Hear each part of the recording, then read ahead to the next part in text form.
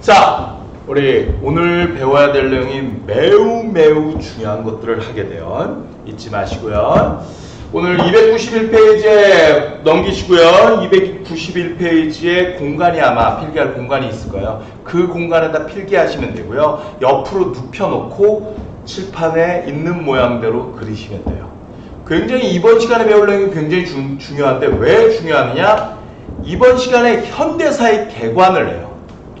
학생들이 몇몇 학생들은 근현대사 가는 도중에 일단 일제시대를 굉장히 쉽게 하고요. 현대사가 약한 학생들도 있어요. 가끔가다 어떤 학생이 물어요. 선생님, 저 한국사가 약한데 꼭 한국사 등급 어디까지 맞아야 돼요? 라고 하면 어떻게 뭘 하면 좋을까요? 라고 한다면 저는 단연 먼저 추천하는 게 뭐냐? 현대사를 먼저 하라고 해요.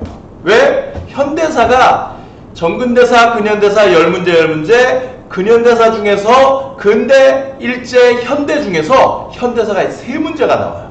근데 문제가 뭐냐? 세 문제 중에 다른 시대는 열심히 하면 다 맞힐 수도 있지만 안 될 수도 있는데 양도 많고요. 현대사는요, 딱 요거만 해라 라고 하면요, 무조건 2문제, 더 나아가서 3문제 다 맞출 수도 있어요.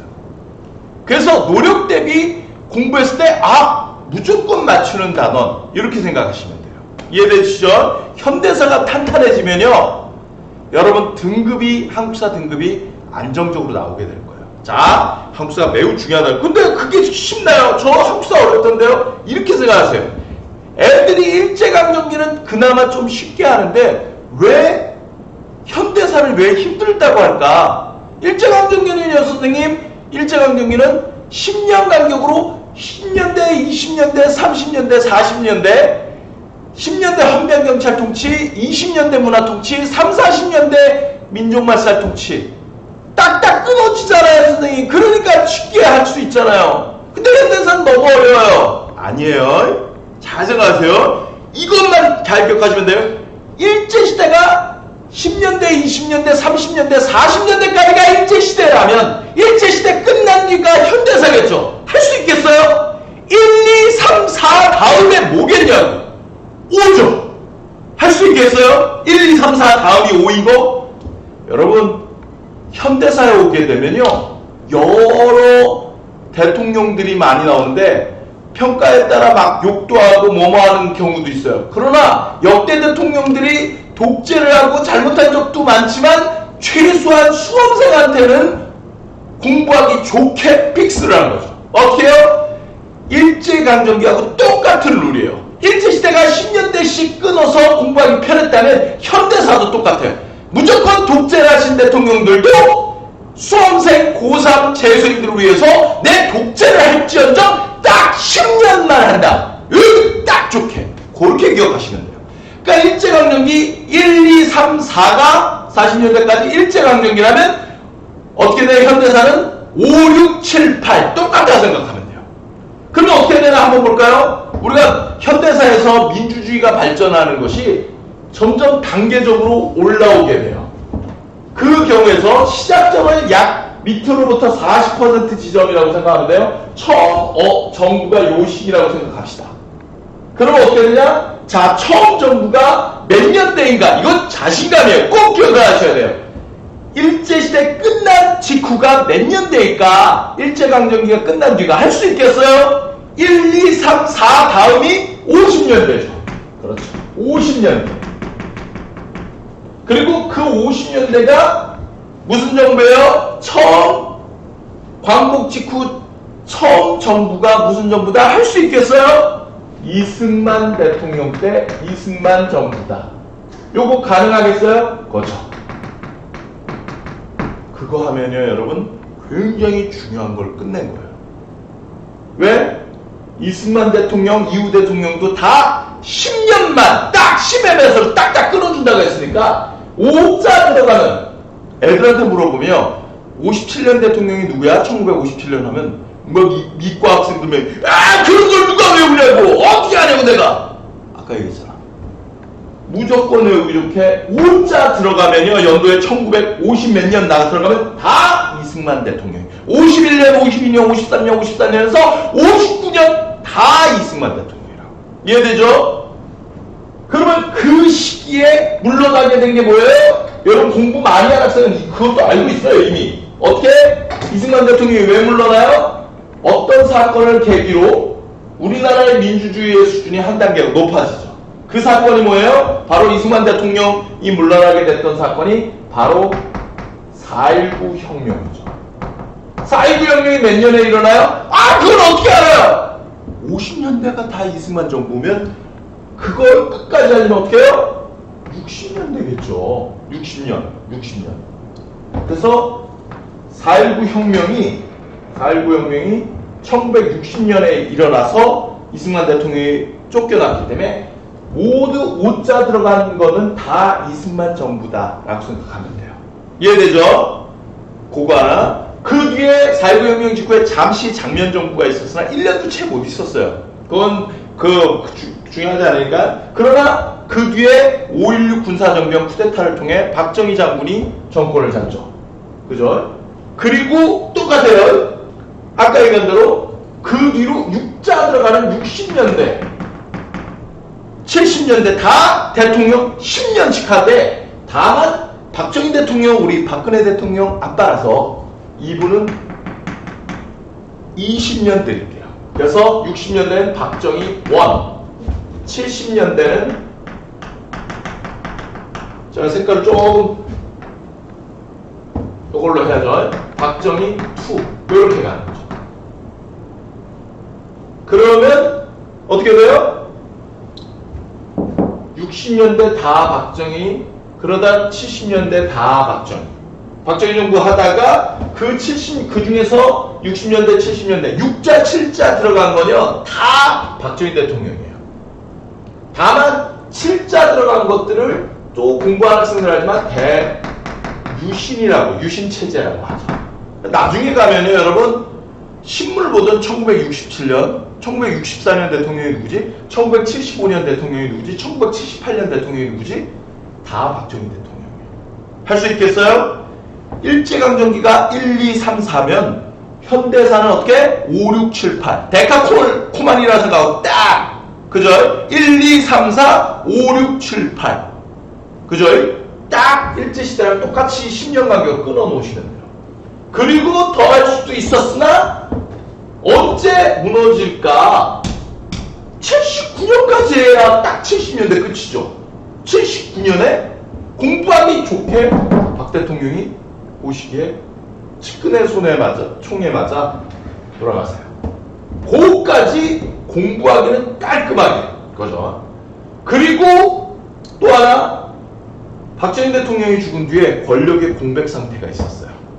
그 상황에서 권력을 잡은 게 바로 전두환을 비롯한 정치군인 신군부 세력이었는데 그 와중에 우리 한국 현대사의 비극인 5.18 광주 민주화운동이 일어나요. 5.18 광주 민주화운동은 언제? 여기까지 79년이니까 이거는 80년이 돼야죠. 80년. 그리고 5.18 광주 진압하고 대통령에 오른 사람이 바로 80년대 누구예요? 전두환 장군이 전두환 대통령이 됐죠. 전두환 정부.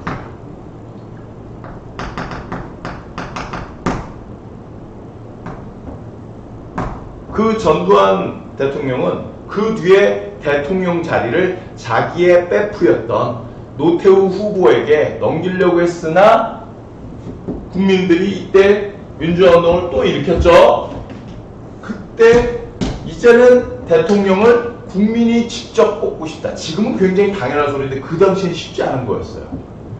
그 결과 일어난 것이 뭐였어요? 국민들이 직접 대통령을 뽑겠다. 그래서 6월 민주항쟁이 일어나는 거죠. 6월 민주항쟁은 몇 년? 민주화 운동들은 다 10의 배수가 6, 8, 90인가? 요것만 좀 달라요. 얼마요? 1987년. 연도가 다르잖아요. 외우기 힘들고. 그래서 이 연도 외우게 해주려고 여러분 알다시피 뭐가 있어요? 학생들 어려울까봐 이 연도 1987 연도 외우게 해주려고 영화가 제작되죠. 영화 1987 할 수 있겠죠? 그걸 계기로 이제 민주주의가 한 단계 더 높아졌고요. 그 결과 현재는 어떻게 됐어요? 국민들이 대통령을 뽑는 헌법, 지금 헌법으로 쭉 가요. 선생님이 지금 이렇게 정리를 했는데 이게 왜 중요하냐면요.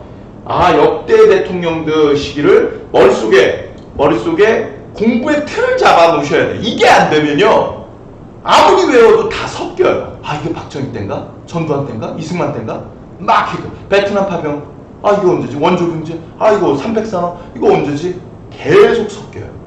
근데 머릿속에 4개의 공간을 남기라고요. 그래서 5, 6, 7, 8 이승만, 박정희, 전두환 이렇게 나누시면 돼요. 이해되세요? 선생님 저는요 진짜 너무 노베이스라 이승만, 박정희, 전두환 순서도 잘 몰라요. 그런 학생이 있다라면 부가적인 설명을 보세요. 이승만 대통령 누군지 기억나요? 이승만 처음 대통령 같지 않아요? 그죠? 광고국 처음 대통령 같죠? 이승만 대통령이 언제 때 사람이에요? 꽤 오래됐죠?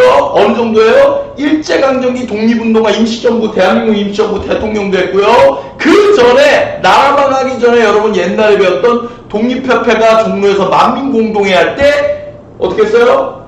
배제학당, 그 당시 학생이었던 이승만이 만민공동회에서 연설도 해요. 이승만 대통령은 고종의 얼굴을 알아요. 고종과 얼굴을 같은 시대가 약간이라도 겹쳤다는 건 뭐예요? 오래됐죠. 고종, 니들은 고종 얼굴 아니? 봤어? 이분은 봤어요. 멀리서나마 봤을 거예요. 그리고 이분이 제일 먼저고 박근혜 대통령 알죠? 그분 아빠. 대충 나이는 할 수 있지 않아? 박근혜 대통령도 적은 나이가 아닌데 그분 아빠래잖아. 그래도 박정희 대통령이랑 전두환 대통령이랑 누가 먼저 어떻게 알아요? 머리 벗겨진 걸로 따지면 전두환이 사실 더 선배 같은데. 그러기에는 박근혜 대통령 아빠고요. 전두환이 더 먼저일 수도 있잖아. 이분 살아계세요. 자, 누가 먼저인지 알겠니? 이승만, 박정희, 전두환 중에 살아있는 분 전두환. 이승만은 고종 황제 얼굴도 알아. 제일 앞으로. 그러면 이승만, 박정희, 전두환인 거죠.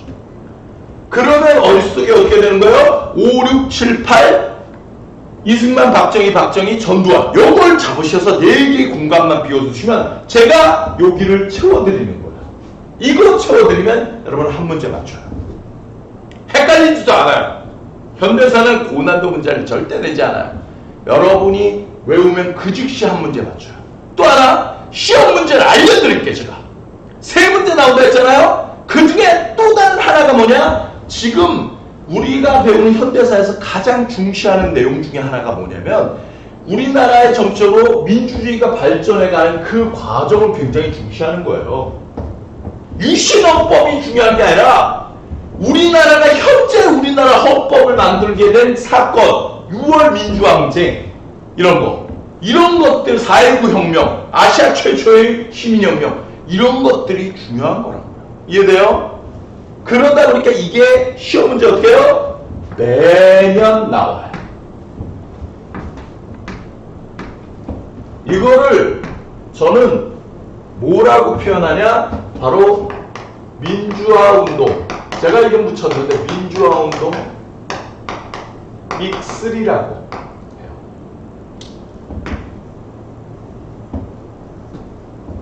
여러분 이거는요 3문제 현대사 나오죠? 그 중에 한 문제는 무조건 민주화운동 빅3로 나와요. 이거 중에 하나가 나온다고. 이해돼요? 셋 중에 하나 나오는 거예요. 시험 문제라고. 이거 3개의 배경 전개과정 결과를 알면 무조건 맞히는 거예요. 시험 직전에 딱 봐도 맞춰. 시험 문제라고, 수능 문제라고. 그럴 리가 있어요? 확인하세요. 벌써 끝난 구평 문제. 있네? 4.19, 5.18, 6월 항쟁 중에 하나가 나와 있을 거예요. 6평? 있네? 작년 수능? 있네?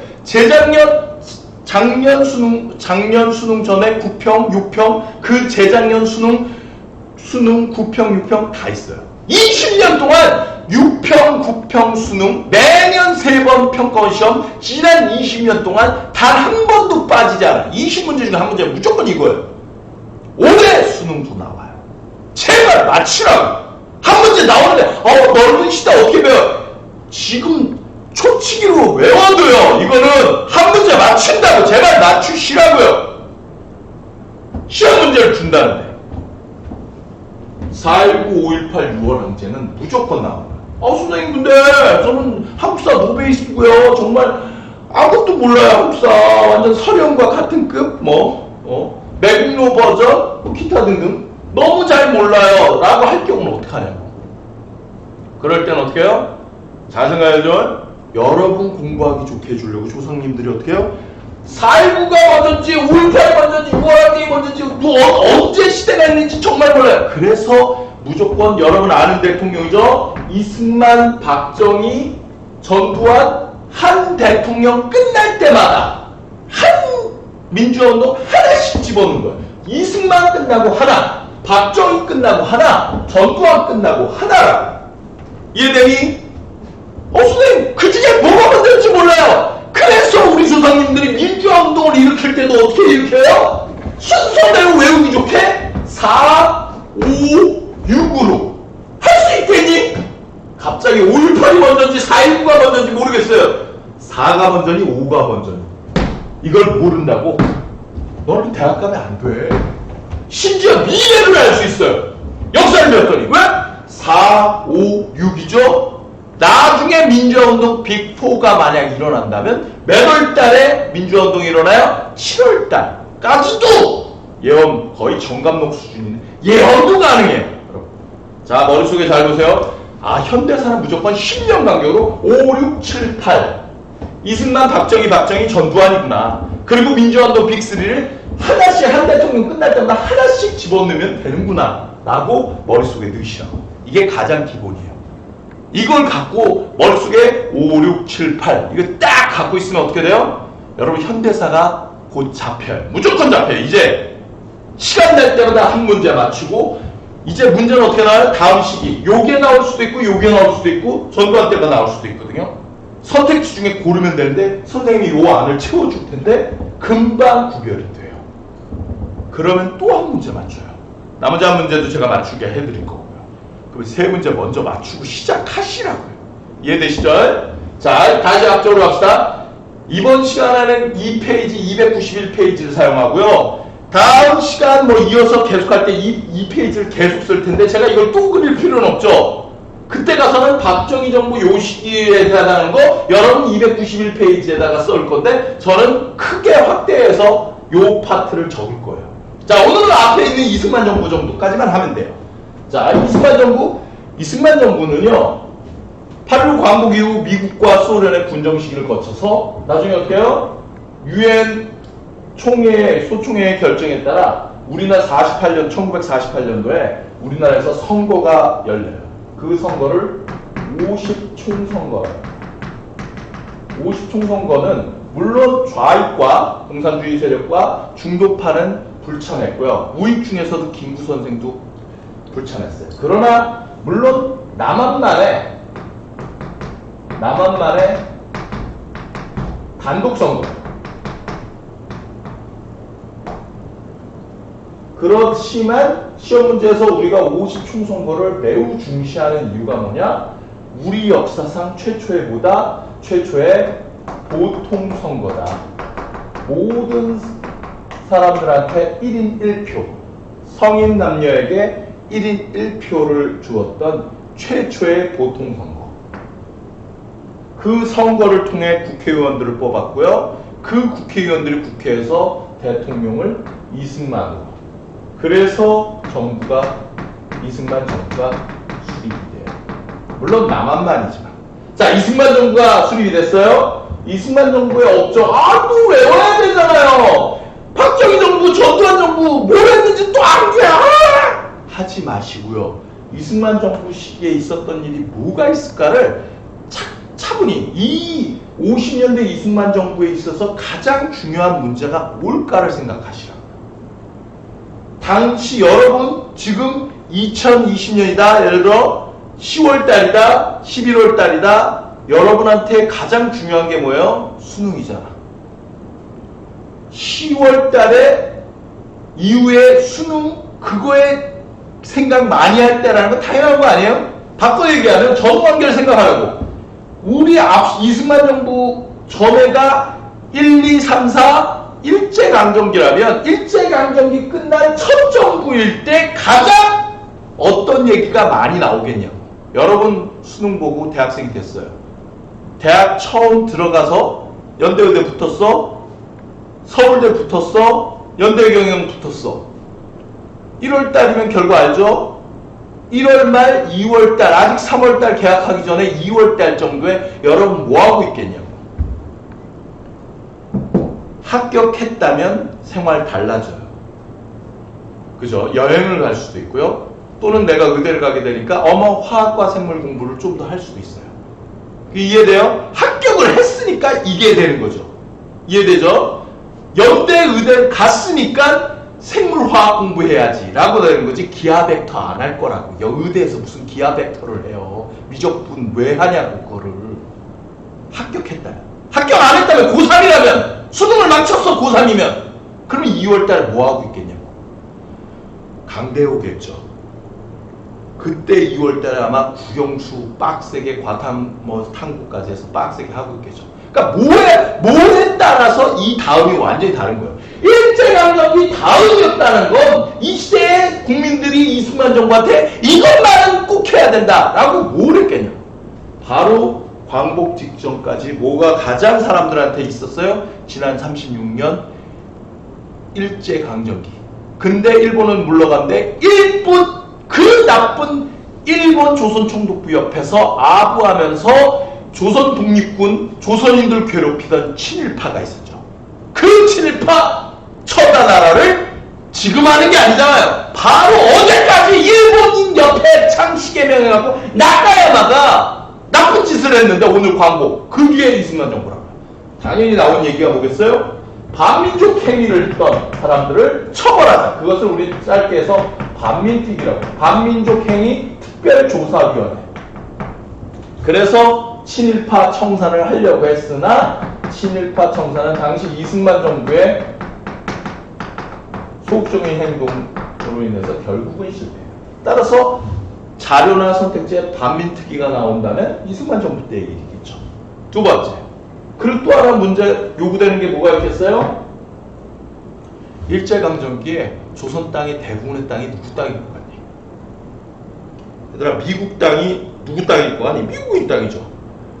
조선 땅이 일본 식민지였으면 그 많은 땅이 꽤 누구 땅일 확률이 높아요? 일본 식민지니까 일본인 땅일 가능성이 많아요. 문제는 일본은 떠났단 말이야. 근데 우리 땅에 예를 들어 절반이 일본인 땅이야. 떠났어요. 그러면 나머지 어떻게 하냐? 친일파의 땅도 있고요. 일본인이 남긴 땅도 있고. 근데 대부분의 조선인들은 자기 땅이 없어요. 새로운 나라가 이제 세워졌는데 어떻게 하겠냐고. 그래서 토지개혁에 대한 요구가 있었고요. 때마침 그 전에 북한은 토지개혁을 했어요. 무상몰수 무상분별. 그러나 우리 자본주의 국가니까 그냥은 안 되고, 그래서 토지개혁이라는 말을 안 쓰고 농지개혁이라는 말을 써요. 농지개혁의 방법은 뭐냐? 나라에서 돈을 주고, 유상이죠. 쓰레기봉투 유상 제공이죠. 돈 주고 사는 것처럼 유상으로 나라에서 지주들에게 땅을 사들이는 거예요. 얼마에 사서 플러스 어떻게 해요? 돈을 주고 유상으로 농민들한테 분배를 한 거죠. 이해돼요? 요거. 돈 주고 대한민국 정부가 사들여서 돈을 농민들한테 받아서 땅을 준 거죠. 그럼 무슨 소용이 있어요? 돈이 없으니까 그러지. 가난한 농민이 무슨 돈이 있어? 그렇게 따지면 지금도 나도 돈만 있으면 뭐 몇십억 아파트 사고 몇십억 뭐도 하고 공장도 사겠다. 돈이 없는 농민들한테 땅을 사라고 분배한다는 게 말이 돼요? 돈 받고? 돼요. 도움이 돼요. 왜? 저렴하게 저렴하게 해주고요. 요즘으로 따지면 뭐예요? 강남 20억짜리 아파트를 얼마에? 1억에. 이런 식으로. 1억은 넘어야 1억 어쨌든. 아 선생님 그래도 가난 농민이 1억이 어딨어요? 그래서 할부로 해줘요. 15년 할부. 그래서 15년 할부로 해서 한 달에 뭐 몇백만 원씩 농사지어서 그 수확을 갖고 먼저 소유권을 주거든요. 그리고 15년 분할 할부를 내는 거예요. 그래서 1년에 한 달에 뭐 몇백만 원, 100만 원씩 갚으라고 이런 것들이라고 생각하면 돼요. 아 근데 15년 내에 못 갚으면 연장해. 언젠간 네 거라고. 그래서 도움은 돼요. 물론 공짜로 주는 방식도 북한에서는 하긴 했지만 그렇다고 해서 농지개혁이 농민들한테 싸게 주고 할부로 15년 분할 상환이었기 때문에 나쁜 조건은 아니라고 볼 수는 있을 거예요. 결국 이 결과 알아둬야죠. 농지개혁의 결과 어떻게 돼요? 이제 모든 사람은 가질 수 있는 땅에 제한이 있어서 넓은 땅을 가진 사람들은 다 어떻게 해요? 자기가 소유한 땅의 일부를 제외하고 다 나라에 팔았고 그 결과 이제 지주는 없어요. 대신 자기 땅을 가진 자영농이라고 하죠. 자기 땅을 가진 자영농의 수는 대폭 증가해요. 농지개혁의 결과 꼭 기억하시고요. 이렇게 된다 생각하시면 돼요. 그리고 경제 파트에서 요 두 가지가 나오면 일제강점기 직후니까 7.8에 대한 청산, 일제강점기의 토지 문제 해결하기 위해서 농지개혁 이렇게 생각하시면 돼요. 또 하나는 뭐예요? 6.25 전쟁 전후한 시기에 우리나라가 가진 게 없죠. 근데 전쟁까지 나는 바람에 완전 초토화됐어요. 그 시기에 이 시기는 어떻게 나라를 돌릴까? 세금 걷어서야겠죠. 전쟁 6.25 전쟁 끝난 다음날 무슨 또는 전쟁 중에 세금 거둘 데가 어디 있어요? 농사 짓는 사람이 어디 있냐고. 그래서 고 50년대는요 미국에서 계속해서 우리나라에 공짜로 물건을 줬어요. 그것을 원조라고 해요. 근데 이 원조에 따라서 물건을 받아서 어떻게 했어요? 공짜 물건을 주죠. 그러면 그 물건을 초콜릿이든 모두 밀을 주든 뭘 주든 의자를 주든 뭘 받으면 이승만 정부가 그거를 민간에 팔았고요. 그걸로 나온 돈을 갖고 나라를 운영하는 거죠. 그래서 이 50년대 이승만 정부의 경제를 한마디로 한다면 뭐라고 하냐? 미국이 공짜로 주는 물건 원조를 받아서 이 나라 경제가 돌아간다. 원조 경제라고 해요. 그래서 문제 풀다가 보면 원조라는 말이 나오면 이승만 정부라고 보면 돼요. 그냥 문제는 그렇게 풀어도 수능은 풀려요. 그렇게. 근데 이 중에서 가장 많은 물자가 온 것이 뭐냐? 바로 세 가지 흰색 산업이 있어요. 그것을 우리 300산업이라고 하는데 이 300산업이 굉장히 잘 되는 거죠. 이 300산업이 뭐냐? 바로 뭐예요? 밀가루, 설탕, 면방지 이런 거죠. 밀가루 흰색이죠. 흰색 설탕, 흰색 옷 이렇게 생각하면 돼요.